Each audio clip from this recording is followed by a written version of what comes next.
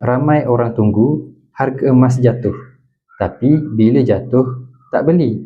Hakikatnya, harga emas memang bergerak dalam gelombang, naik dan turun silih berganti.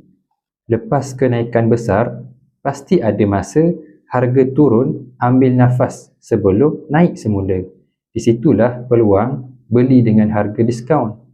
Gunakan strategi beli berperingkat.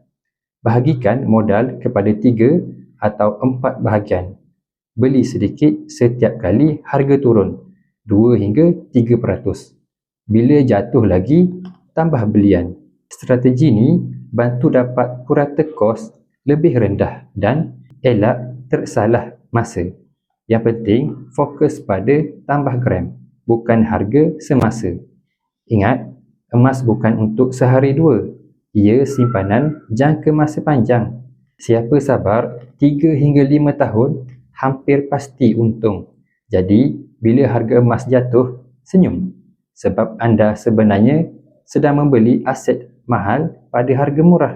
Sekiranya anda berminat nak mulakan tabungan bersama Public Gold, boleh rujuk pin video 5 langkah daftar secara percuma. Saya akan bantu anda dalam cara yang terbaik untuk anda.